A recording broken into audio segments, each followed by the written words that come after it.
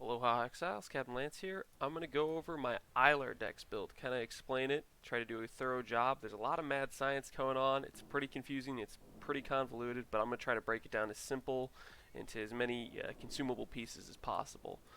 The center of this build is obviously the Aylardex. The reason for this is without it, you can only reach 60% mind over matter effectiveness or percentage, and it allows you to get to 70 and even 74 if you could somehow manage to get that many power charges. It's really unreasonable, but 70 is pretty reasonable to get to, and I'm going to show you how.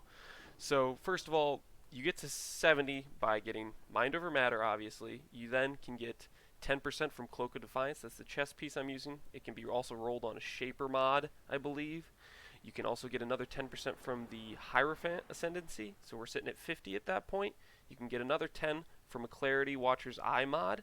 You're sitting at 60 at that point, and then you get the last 10% from the Aylardex from having 10 power charges. So the reason why this is so important is if, more or less, if you go over to the Mind Over Matter page, it has a derivation. More or less, it shows you, hey, based on this percentage of mind over matter, you get this kind of feedback. So, like, if I have this much life, I can have this much mana in order to get an effective EHP for one hits. So, the difference between 60% is if I have 3k life per se, it's 150% ratio. So, I can only have 4,500 mana as my mana pool for the one hit ratio. And my one hit ratio is 7,500 at that point. But if you go just 10% more in the scale there, it goes from 150% to 233%. So rather than 3k life and 4.5k mana, I'm actually looking at 3k life and 7,000 mana. So I go from a 7,500 EHP pool to a 10,000 EHP pool.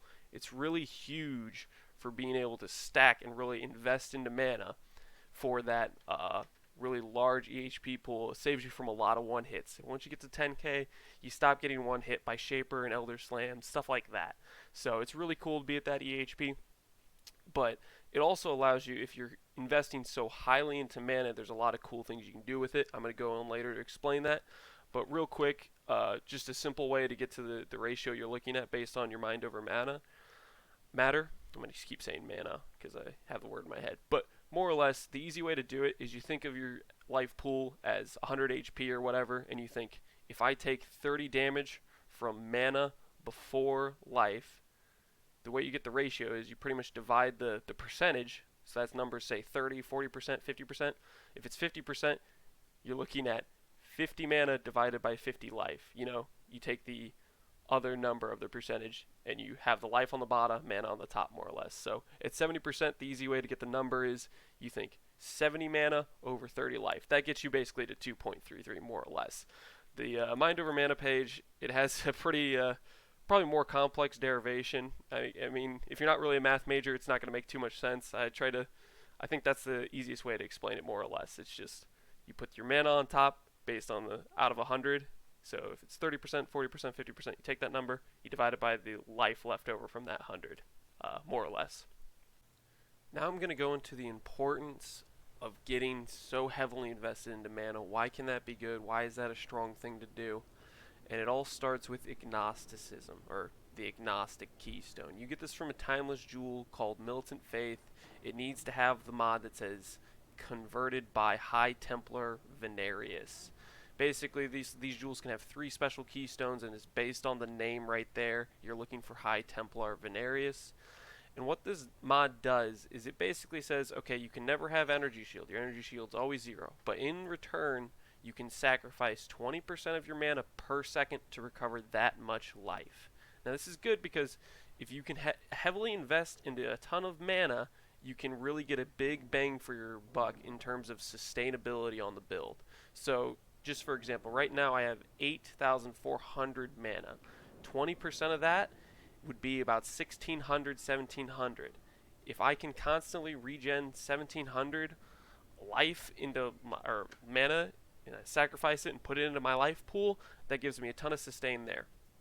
Now, the reason why that's, you think, oh, but that's kind of crap. You're losing 1,700 mana a second. That's going into your life. You need your mana pool to be able to take one-shots anyways. Here's where it gets even better. on my Hierophant currently, while I'm moving with power charges, I'm sitting at 3,800 mana regenerated per second. And it gets better because that does not account for the 24% mana recovery rate I have on my belt. So it goes from 3,800, and then you just take a fourth of that, and then you add it on top. So you're actually looking at about close to 5,000 mana regenerated per second. So this is with my totems up. This is with my power charges up. These are kind of some conditional things. You pretty much will always have your power charges up. The totems, it's kind of most of the time, but sometimes not, more or less, and I'll explain why. So because I've invested so heavily into mana, I have this 70% mind over matter. I have basically a really strong sustain mechanic. It's basically, it's like pre-nerfed Valpact, where you're getting like 50% of your life back per second, more or less, because say my life pool is effectively about 10 to 11,000 based on my life and mana and my mind over matter. I'm getting close to 5,000 back per second. That's about 50% per second, more or less. And so if that's something you previously played, that's kind of the feeling you can expect out of it. And it's constant. It doesn't ever drop, more or less. So whereas you have Overleech or whatever, old Slayer Overleech Valpact type situation, it can drop if you run out of leech stacks, But this never drops. It's only dips. It only dips if you lose your totems. So basically, the way you end up hitting this high number, I doubt in many builds you've ever seen 5,000 mana regenerated per second. It's something that's kind of hard to hit, more or less. You have to invest in some very key things to get there. To start off, the way you get there is base mana percent regenerated per second is huge. So if you go to the wiki page, you pull up mana regeneration, or like base mana regeneration, it's starts out at 1%. So you're looking at 1% mana regenerated per second, and that's your baseline. So if I had 8,000 mana, my baseline is 80 mana per second. You're thinking, that's pathetic. How do you get that number up? And the way you do it is you invest into nodes that say mana regeneration rate, and you try to get your base mana percentage regenerated per second higher. So this is an extremely pretty rare stat. You can only find it in a few very special places. One of those special places is the Pure Talent Jewel. I'm going to pull that up. Basically, more or less, if you connect to the Witch Start, you get 0.5% mana regenerated per second, which is a huge number in terms of what we end up getting, more or less. But that's one of the places you can grab it. We grab it there. Another place we grab it is on the Hierophant Ascendancy. We're literally only taking two big notable Ascendancy passives for one mod, and that mod is 0.5% mana per second for each totem. I guess there's also the nice mod of getting 3% more damage, so it's like 12% more damage mod.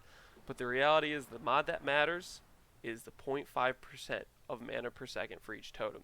With multiple totem support and the earlier node that gives us +1 totems, we can get up to 4 totems. Those two nodes get us up to 2% base mana regen. So we were at 1. We got the Pure Talent 0.5%. We got the Guardian or the Hierophant 2%. So we're sitting at 3.5 base percentage. We can raise that just a little bit further by sorry, I was forgetting for a second, but it's Arcane Surge. Arcane Surge has a mod that's pretty much just like if you've spent this amount of mana, whatever, you gain Arcane Surge, and Arcane Surge grants you another 0.5%. It can go up to 1%, but to do that, you basically have to spend a lot of mana, and in my build, it's hard to fit Arcane Surge on because my skills are kind of like, they're cold damage over time skills. You don't really cast them a bunch in a row. You kind of just cast a bunch of different skills. So at the end of the day, I have just a low-level Arcane Surge, and it gives me another 0.5%. So we get that base number up to 4%. I might be spacing on a mod somewhere, but for the most part, I don't think I am. There used to be a boot enchant that gave you base 2%, which was massive. They took it out of the game because they wanted to kill my dreams, but I made my dream a reality anyways. You're thinking 4%, that's still pathetic, that's still small, but here's the kicker. There's a lot of mods on the tree that give you mana regeneration percent increases. And the way that that mod works is it takes your base mana regen and it's like a multiplier to that. So say you have 4% base mana regen, and then on your passives you grab 100% mana regeneration rate. It's basically taking your 4% and giving you another 4%. It's like a multiplier by 2. If it was 50% mana regeneration rate, you can imagine that's like a 1.5 multiplier. You go from 4 to 6. So more or less we grab those mods everywhere we see them. They're juicy. We can get huge numbers as far as rings go. You can pretty much always get up to about 70% mana regeneration rate on your rings alone. So you get 140% from your rings. On your boots, you can get an enchant that's 70% while you're moving. Or no, it's not 70% while you're moving. It's if you've cast a spell recently. Other than that, you have just a lot of passives on the tree that grant it. And on the Aylardex, you get 12% per power charge. That's if you've done the quality of life and mana. The catalysts for the quality are like 15 chaos. So buying 20 of them, that's a 300 chaos investment. Really, quality in your jewelry is probably one of the last upgrades you want to make. It's super high investment. Like, it costs a lot. You're basically paying for 4 pieces of jewelry to upgrade the life and mana modifiers on them. You're looking at 1200 chaos, and you're getting, more or less, you're getting like one more additional piece of jewelry. So it's a pretty big investment. It gives you about one more piece of jewelry worth of the return, more or less. But if you're going to do it, really the only jewelry piece you want to put that into to begin with is just your belt for the mana recovery rate. That's the biggest thing. The rings, the amulet, those are mods you want to invest that later in. And, you know, it's a big cost, so you don't really want to take that on in comparison to other gear upgrades you can make. So basically, hopefully that explains why being able to invest so heavily into mana is important, because you can get your regen rate really high. If you can invest a ton into mana, not have to worry so much about investing into life, your percentage of recovery that you're getting per second is going to be increased, you know, higher and higher. So that's how you're able to hit close to 50% of your life recovered per second type of deal. Moving on, we're going to look at our gear. I'm going to try to break it down. How does our gear help us? Why am I maximizing for these mods and whatnot? To start off with, the way we get 10 power charges is through void batteries and the +1 warlords mod for 1 maximum power charge. On our helmet, you can see I have a shaper influence as well and a hypothermia. Basically, you want to find a random helmet. Since I was investing into lightning warp as my travel skill, I just bought this rare helmet for 10C. I warlord exalted it. I alt spammed until I got maximum power charge, and then I awakener orbed a level 20 hypothermia shaper helmet with it. This is a pretty high investment for the helmet. The reality is you can just buy a 1 maximum power charge helmet for, I don't know, about 50C or so. That's going to do you just fine. You don't, at the end of the day, you don't need the extra damage on your 5-link cold snap to have the hypothermia there. But when you start getting more invested into the build, you want to grab enchants that help your build out. This is a good place to do it. So basically, you get 2 power charges from the void batteries, 1 power charge from the helmet. That takes us from... Oh, also you get a 1 power charge from the Aylardex. So you get 3 from the tree, 4 from your items, and 3 is the base. So that's how you get to 10 power charges. That's how you go from 60% mind over mana to 70%. I'm going to keep saying mind over mana. Mind over matter. Next up on the gear is Cloak of Defiance is huge. It gives you 1% base mana regenerated per second. This is a mod you can't really find other places, along with the 10% damage taken from mana before life, with a huge mana, which is 150 mana more or less. These are all really killer mods for the build. You can't really improve this chest too much. I haven't looked to see if you could get a influence mod for regenerated, like the base mana regenerated thing. If that mod exists on influence base, you could potentially get the mind over mana matter 10% mod with that mod, and you could potentially make a mirror item that's better. But for the most part, I don't think it exists, and this is your best in slot by far. Next up, you're looking at your belt. You want to look for this mana recovery rate mod. get that up to 20%, and then if you can quality it, it costs 300C more or less to quality it because those catalysts are 15C a pop. If you can't quality it, it's not that big of a deal. It doesn't make that huge of a difference. Quality in your jewelry is probably one of the last things you'll do. It's an expensive upgrade.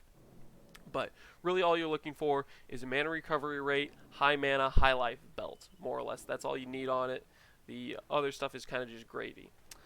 Next up is your boots. Really you want to look for boots with the enchant that says 70% increased mana regeneration if you cast a spell recently. This is a big enchant. Or another big enchant is a 120% increased crit if you haven't crit recently. This is pretty important for proccing Elemental Overload, which is 40% more damage. If you can't, if you're not seeing it really a good uptime on that, you might want to look into that enchant rather than this mana regeneration rate. You'll be plenty fine on your mana regen without it. With the boot mods, you really want to look at crafting. Well, basically, you want to buy the enchant, and then you want to craft with Delve Lucent Fossils to get another 70% mana regeneration rate while moving. All you're really looking for is hitting the Delve mod, and then some mana and life if you can. Maybe a resist, that'd be good. Movement speed would also be nice. But at the end of the day, really all you need is the Delve mod, some life and mana. You can craft movement speed, you can craft a resist. This is what I ended up with, and it's working fine for me with doing Lightning Warp as my mobility, more or less. Next up is the glove slot. There's an incursion mod that gives you a high mana plus an increased maximum mana mod. You really want to try to find just gloves on the market that have that mod with, a couple other good resists or life, just basically look for that mod plus, decent life and resist gear, more or less. Then we're looking at our rings. This is pretty much where you want to basically find a huge mana regeneration rate and big mana and resistance and life. Those are the mods you're looking for. This is what you're prioritizing. They aren't too expensive if you, kind of scrounge around, mess around with the numbers when you're typing it into the PoE trade and whatnot. And last but certainly not least is the Aylardex. I've talked about this before. It's how we get to 70% mind over matter. It's super important if you want to invest heavy in your mana pool and get a big bang for your buck. It gives you life, it gives you mana, it gives you additional power charge, it gives you mana regeneration per power charge. It's really a pretty strong amulet. At the end of the day, with this amulet, you want to allocate a notable called Mana Flows. It's the mana node in the Duelist starting cluster. It's super strong. It gives you 40% mana regeneration rate. It gives you 16% mana, maximum mana. It gives you 10 mana. It gives you 20 intelligence. You can't go wrong with Mana Flows. It's in a pretty expensive mod, though, to anoint because it has a gold oil. If you can't, afford to get that one, there's still really powerful ones like Dreamer, which is 25% increased maximum mana and increased mana regeneration rate. This one's a few C. The difference between Mana Flows and that one are actually pretty small in terms of how much it helps your build. At the end of the day, one of the last upgrades you'll probably do is getting Mana Flows as the anointed one. To just start out with, just get Dreamer. It's a super strong node, and it only takes a blue, a teal, and or azure, a teal, and I think Sepian oil. It's the brown one, but more or less, it's the difference in spending 5C and 110C. 100. It's a lot more investment to get Mana Flows. It's the small upgrade. That's pretty much the gear. Jewels, you want to look at getting a Watcher's Eye with the Clarity mod for 10% damage taken from Mana Before Life. That's mandatory. And you want to look at getting a Militant Faith Jewel with Venarius. That's how you get the notable, the agnostic. And then next up, I grabbed Grand Spectrums. You get 3 of those. They give you 90 mana per jewel. It's how you hit the highest mana number. But for your build, it might not be right. If you're having trouble capping resistances, if you're not getting a good mana to life ratio, you want to get jewels that just have mana, life, and resistances if you need to cap those out. If you can't fit 3 Grand Spectrums on the tree, they are not worth it. If you can only fit 2 and you're only getting 60 mana for jewel, they're a bad jewel. You need to be able to fit 3 in, and if you can't with how you need to cap your resistances, don't go for them. It's only a small increase in maximum mana in comparison to the resistances you can get and the life you can get. Next up, there's the Pure Talent Jewel. I talked about this briefly. It is a jewel that's basically just getting you 0.5% mana regenerate. At the end of the day, it's a huge mod for the build, and it's worth investing into a couple passives to go to the Witch start and a couple passives to go to the Scion start just to get an extra 25 all attributes. And it's a feel-good jewel. It increases your base mana regen a lot. I think that's basically it for gear. I'm going to throw a passive tree snapshot on the screen. More or less, the gist of this is you're basically just grabbing mana everywhere, life everywhere, cold damage, spell damage, cold damage over time. The reason for this is I invested into cold damage over time to make this build work. You can go other routes, you can go other spells. I simply arbitrarily chose cold damage. At the end of the day, you can make this work with fire damage over time. Any dot skills, more or less, you can make it work. If you end up going the route of crit, you start to get into the realm of, okay, is Aylardex the best for me? Because if I'm going crit and I'm losing out on 360% increased critical strike chance, because you'd go to 9 power charges losing the Aylardex, you start to question whether it's worth it in that case. So really, if you're doing an Aylardex build, you probably want to go a damage over time build at the end of the day. You can do it with crit builds. That's something you'd have to kind of figure out where it's worth it and what kind of investments you want to make it the best. So briefly, real quickly, I'm just going to go over the jewels I'm using. In my 6-link Cloak of Defiance, I'm actually using 2 damage setups with Arctic Breath and Vortex. The reason for this is they're basically very similar spells. They're both cold dot over time spells. They do pretty much the same damage per second at level 21. At the end of the day, I could have a Vortex that does 50% more damage, or I could have 2 skills that do the same damage. So it's like basically going for 50% more or 100% more. The problem with it is you have to basically spam a lot of different abilities. If you don't like to be confused in the boss fight, not knowing whether or not, hey, have I dropped a Vortex yet? Hey, have I dropped an Arctic Breath yet? Have I dropped my Cold Snap? It adds a lot of micromanagement to playing. If you don't find that playstyle fun, the reality is just pick Vortex, just pick Arctic Breath, the one you like more, and just use that as your 6-link damage rather than having 2 5-link damages. It'll be a little less damage, but at the end of the day, it may be more enjoyable to play with just 1 6-link. I also have, so anyways, the damage setup for those are Elemental Focus, Efficacy, Awaken Swift Affliction, Controlled Destruction. You would swap in something like Conk Effect or Awakened Area, stuff like that would be your 6-link if you just wanted to do one of them. With the Helmet, where we have Hypothermia, that's where we link in our Cold Snap. And we link Cold Snap with Bone Chill, Efficacy, and Awaken Swift Affliction. More or less, this is just, the Bone Chill is super important for cold dot damage over time. It basically increases the damage over time enemies take a huge amount, and you definitely want it on your Cold Snap. Your Cold Snap is kind of like the lower damage skill, but still does a decent amount of damage, and it'll apply that Bone Chill effect, which is huge for your other skills' damage. Next up in my links, I have a Holy Flame Totem, multiple totems support with faster casting. This is in my wand. This is just how I say, here I'm popping up a bunch of totems, they're giving me mana regenerate. That's pretty much what they're for. Next up is the Stormbrand, Frostbomb, Arcane Surge. This is the other links in my second wand. This is just basically Stormbrand. I throw that around just so I have more things to proc Elemental Overload. And the Frostbomb is to apply cold exposure for minus 25 cold resistance, along with Arcane Surge. Since I'm using these abilities a lot randomly, it's the way I end up proccing my Arcane Surge. Next up is my movement skill. This is a Lightning Warp. This is the first time I've really ever heavily invested into a Lightning Warp with the helmet enchant and the boots. Without the helmet enchant, the Lightning Warp fully invested like this still feels pretty good. If you link it to Awaken Swift Affliction, less duration, and faster casting, it still feels pretty good.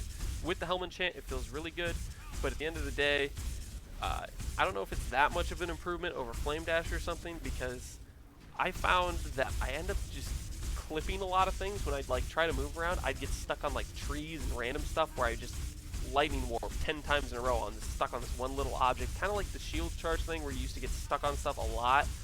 it feels kind of painful when you hit that. If you're in an open area, it feels amazing. So it's just kind of, I would try it out, see if you like it. If you don't, just use something like Flame Dash. Next up are basically my auras. I'm basically grabbing a level 1 clarity and a level 1 precision. The level 1 precisions for some extra crit for proccing elemental overload. It's pretty nice. A clarity is simply for the Clarity Watcher's Eye mod for the 10% damage taken from mana before life. And then Righteous Fire. I have this, basically you want a level 21 Val Righteous Fire. That way when you get in boss fights, you want to deal the big damage numbers. You pop your Val Righteous Fire, your Val Cold Snap, all your abilities. That's when you're hitting your damage peak. If not at your damage peak, you just have Righteous Fire on normally. It's a 40% more damage mod. Feels good to have that on your build, and literally, you don't have to do anything to get it there, more or less. It gets there on its own. I just want to thank you guys for watching the video. Hopefully, I explained everything fairly well. I imagine I probably left a lot of people confused. I'm sorry that I'm going to try to get better explaining things, try to do more with visual aids and throwing things up on the screen appropriately. It's a lot of work, but I think it's worth maybe the investment of making my videos more clear and better for the viewer, more or less. So, hope you guys enjoyed. You guys have a good one. Captain Lance out.